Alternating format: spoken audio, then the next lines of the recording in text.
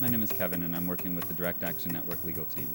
Jocelyn Dow, I'm from Guyana. My name is Ambassador Ernesto Maceda. I'm the co-head of the Philippine delegation. My name is Brownie Ledbetter. My name is Sheila Day. My name is Leon Jansen. I'm Omar Toure, Tour. The largest international trade conference ever held on U.S. soil occurred in Seattle from November 30th through December 3rd, 1999. Representatives of the 135 member countries of the World Trade Organization met to propose policies that they believed would boost their national and world economy by bringing down barriers to international trade. The WTO representatives and supporters sang the praises of globalizing commerce, of free trade, and open borders. Those opposed to the WTO came too, by the thousands. They came to raise their voices and raise public consciousness about a myriad of important concerns, most of which related in some way to the WTO: the environment, human and economic rights, child labor, agriculture. They gave new meaning to the old expression, think globally, act locally. A few came with a commitment to creating chaos, violence, and destruction. Predictably, the media focus turned to the sensational and the dramatic. The anarchists, the police, allegations, and accusations. Lost amidst all the shouting and tear gas were the reasons both protesters and international delegates came to Seattle. Long after the noise diminished and the air cleared, the issues remain. We want to be sure these voices are heard. Listen to what they have to say.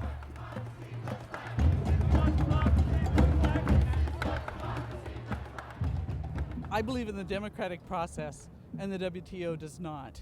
It's secret, it's close to the public, it's close to people who are interested in these issues, and I believe that that especially the way that trade disputes are settled by a secret tribunal of corporate lawyers with no appeals process, no chance to file amicus briefs and things like that, is a very, very serious, undemocratic challenge to the way that I grew up in a civil society, knowing that we would be able to protect our own rights and represent ourselves.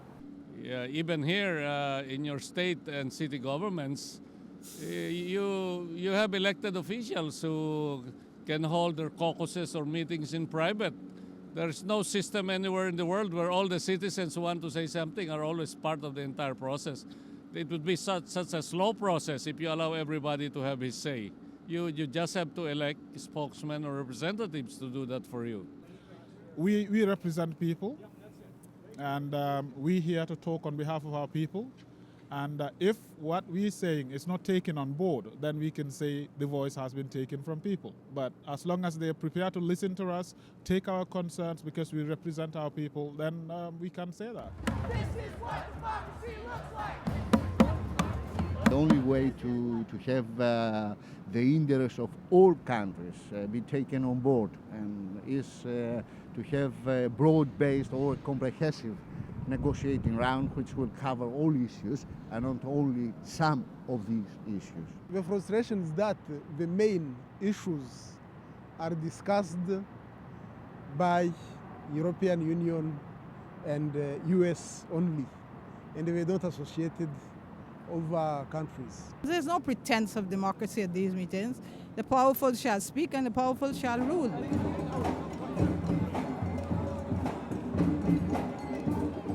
These folks are not accountable, they're not elected. This is a problem. WTO has the power to override our environmental laws and our labor laws. If another country produces a product, for example, that has a lower labor standard or a lower environmental standard, they can export it into this country, and if we ask that country to raise its standards, it's considered a trade barrier, and our environmental laws and labor laws can be overridden. So that's why it's important to us. There are a lot of different laws locally that could be undermined by the World Trade Organization. Many different cities around the country have passed laws, for example, that prohibit the interaction and the purchasing by the cities with corporations that engage in business in Burma, a dictatorship that is world-renowned for human rights abuses and really some pretty serious crimes.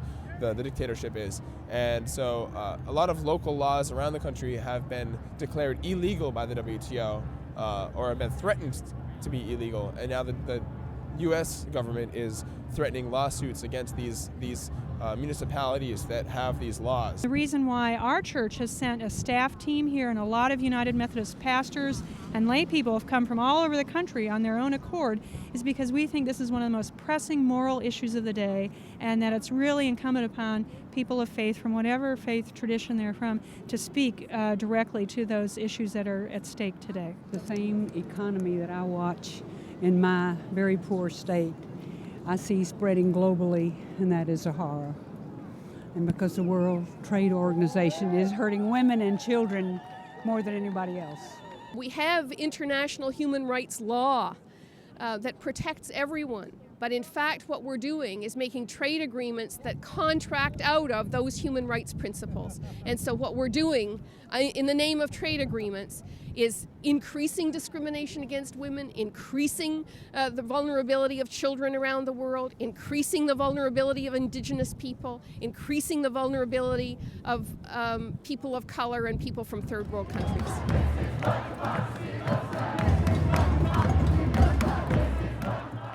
That's one thing WTO has done, is not allowed countries to have stricter restrictions than the international ones. The WTO believes in something called right of market access, which I think is hooey. It's if a country wants to restrict trade across its borders, that's their business. We're extremely reluctant to go into Bosnia when people are dying, but just let somebody lose money because there's trade restrictions and man, we jump on them. So if the Europeans want to restrict beef because of the hormones used in it, I think that's fine. I don't think we should be fining them $120 million because they do that. I think I'm protesting being looked at as a consumer. That I think a lot of people are here today because they want to be looked at as human beings. I think it's great. I think it's a movement of the people. I think it really brings together different cities coming in and speaking with one voice, that we're not going to put up with the corporate greed. We're not going to put up with special rights interests.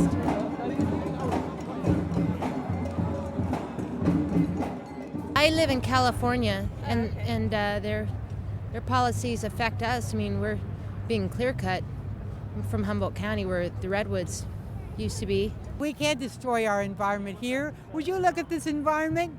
You want to destroy this for money? No, you can't eat money. Well, I'm very upset with the thought that the WTO could overturn organic laws and organic rules so that I wouldn't be able to know whether food that I was eating was genetically engineered or organic or not. My partner and I come from family farms, and we want to start our own farm. So I'm here regarding the food issues, not just because I want to farm, but because I want to have safe food to eat, and so does everyone else. I don't think anyone wants to feed their baby a plant that we haven't really looked at to see if it's safe with all the genetic engineering.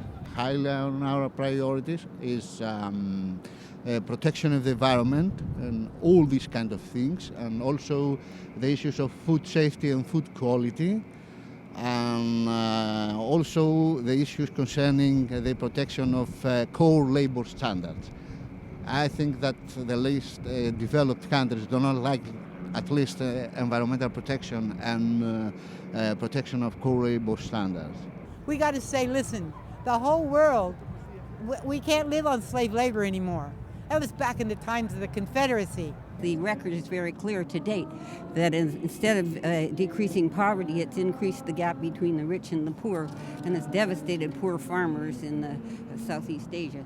I think it's been a disaster from NAFTA on down. Part of the problem is the steel workers in Brazil or in Japan or in Russia aren't our enemies. Their economies need to develop, and they need to be able to have this steel to help build their economies, not to just ship overseas. What's happening, you got the World Bank, the IMF, etc., who are telling these poor nations that, well, everything's falling apart because of this crisis here, so you better export whatever you can, whether it's food crops or steel or whatever. You get a cash crop. So America's the biggest market, so you dump it on the American market rather than to be able to develop your own economies. Somehow this has got to change. Certainly, labor issues are environmental issues are things that could not be formally taken up in the context of the WTO, because those in the multilateral a multilateral, multinational or international field, if you want labor issues taken up, it's with the International Labor Organization, and environmental issues with UNEP. Delegates from the developing countries as well as from the developed countries are calling for greater emphasis to be placed on development. Now the question is, how are we translating the rhetoric into concrete action? Rwanda exports mainly coffee and tea. We would like to have open markets for our products without custom duties, without any quota, in order to get some foreign currencies to import also goods we need from other countries. We have no doubt in the Caribbean that the WTO is not good for us. We are perhaps the oldest globalized part of the world, 500 years of global activity, and we're on our bellies. Many of our islands are built for the production of sugar and banana, both of which are under threat from the WTO because our markets are preferential. We provide only 2 to 3% of the banana trade of the world. Yet because Chiquita banana is a big donor to the US Congress, our markets must be closed down in the name of fair trade.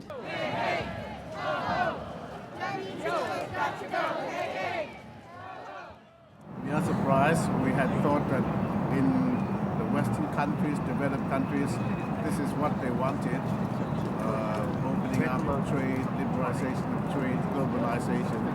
But now it appears that even in the Western societies, in advanced countries, that there are people who have doubts about the process of globalization, of liberalization. I think that we're moving away from a democratic society with laws made by people that we elect and more towards corporate control. And I think people don't want it, and that's what you're seeing today. The purpose of yesterday's action was literally to stop the WTO. There are a number of people who feel that this is such a dangerous step for the governments and the corporations of the world to be taking, that it was very important to make sure that this ministerial could not convene as was planned.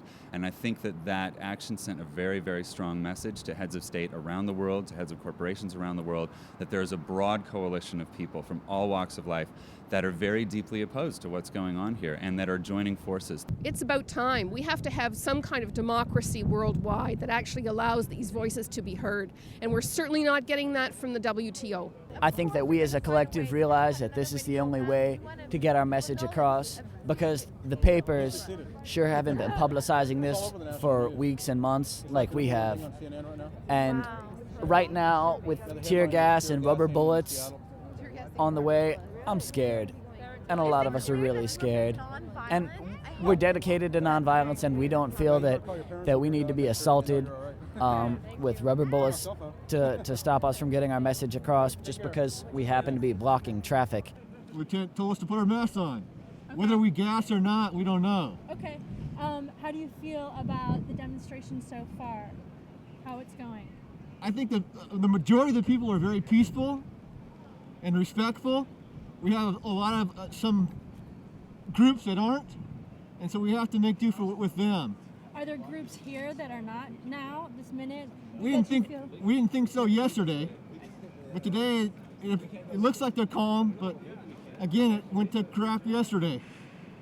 Do you think that maybe with you guys putting your gas masks on, they're expecting to be gassed? Well, if a reasonable person, if I was down on that side, I would think so. Mm-hmm. Do you think there's a reason to be gassed right now? Right now, I don't know. I don't get all the intel. All I get is told to put my mask on.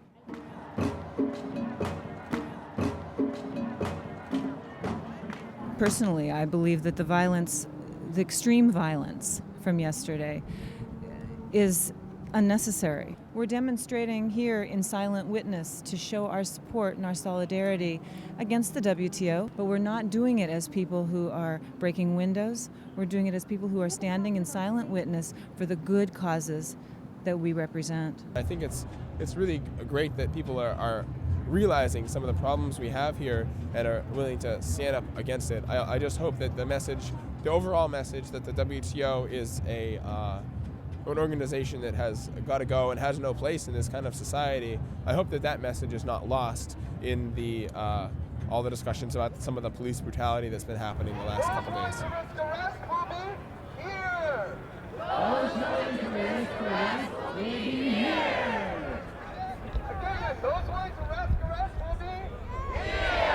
They've made an impact, they've made their message known, they've made it difficult for us. I'm the Foreign Affairs Minister of Chile. Sure. I came to this meeting and you have to allow me to come in. No.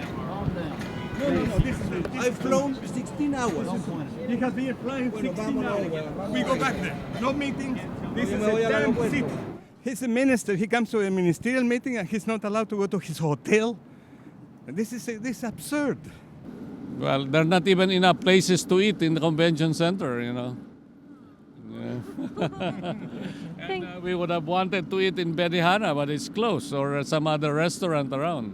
So, you know, how many are there? There are about 2,000 or 3,000 delegates. Well, but it's okay. We're used to this in the third world. I guess it's harder on the delegates of the developed countries who are used to eating in comfort and luxury. We walked from the conference center to our hotel about half an hour, 45 minutes. There was no bus, no taxis. That was an experience, but at least the work is going on. This is not about November 30th. It's not even about Seattle. This is about building a movement that will last into the next century and that will challenge the increasing corporate domination of all aspects of life here on the globe. And we're taking the message about environment, about labor rights, human rights, and we'll try to address it in our WTO meetings. The trade issues are difficult enough without encumbering them with labor and environment and human rights issues. If we brought those three things in, we would not be able to agree on anything.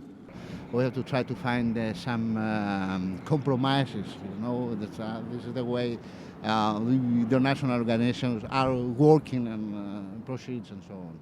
Director General of UNCTAD referred to the protest yesterday that we should take these protests seriously because the protesters represent interests which are at stake in the WTO.